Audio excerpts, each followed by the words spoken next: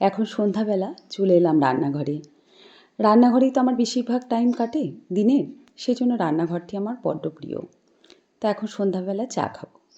আর আমার চায়ের ভিডিও আপনারা সবথেকে বেশি পছন্দ করেন। সবথেকে বেশি কমেন্ট পাই আমি চায়ের ভিডিও, যে দিদি তোমার চা করা খুব ভালো লাগে, তোমার চায়ের সরঞ্জাম ভীষণ ভালো, চা করা দেখতে ভালো লাগে। আর সবথেকে বেশি প্রশ্ন আসে আমার যেটা গ্লাস কেটলি আছে, অর্থাৎ কাঁচের কেটলি, ওটা ওটা কোথা থেকে কিনেছি এই প্রশ্নটা খুবই আসে। তো আমি কাঁচের কেটলিটা অনলাইনে কিনেছি। আমি আবার চা বানাতেও খুব ভালোবাসি, আবার নিজে চা খেতেও খুব ভালোবাসি, তবে অবশ্যই সেটা দুধ চা। দুধ চা আমার ভীষণ প্রিয়। আমি কিন্তু লিকার চা একদমই খাই না, বহু চেষ্টা করেছি কিন্তু পারিনি। আমি চিনি ছাড়া চা খাই, তো সেই জন্য লিকার চাটা যেন আমার কাছে একটু গরম জল মনে হয়, সেই জন্য আমি দুধ চাই পছন্দ করি।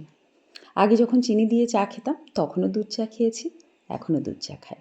দুধ চা আমার খুব প্রিয়। চা খেলে যে এনার্জিটা পাওয়া যায়, আমার মনে হয় সেটা দুধ চা না খেলে আমি ঠিক সেই এনার্জিটা পাই না। লিকার চা খেলে আমার যেন মনেই হয় না যে আমি চা খেলাম। সে যাই হোক, চায়ের কথা ছাড়ি। আপনারা যেমন সকলে বলছেন যে আমার চায়ের ভিডিও আপনাদের ভীষণ ভালো লাগে, সেরকম আর কোন কোন ভিডিও ভালো লাগে আমাকে কমেন্টে অবশ্যই জানাবেন। আপনারা যখন আমার ভিডিওগুলো দেখেন, আমাকে কমেন্ট করেন যে দিদি ভিডিওগুলো খুব সুন্দর লাগলো, তোমার এই রান্নাটা ভালো লেগেছে, এই জিনিসটা ভালো লেগেছে, তখন আমার বড্ড বেশি ভালো লাগে। আমি খুব আনন্দ পাই, আবার ভিডিও করার উৎসাহ পাই। তাই আপনারা অবশ্যই আমার ভিডিও দেখে কমেন্ট করবেন, আর ভিডিওতে অবশ্যই একটা লাইক করবেন। তো আজ এই পর্যন্তই, আবার দেখা হবে নতুন আর একটা ভিডিওতে। ভালো থাকবেন, সাবধানে থাকবেন।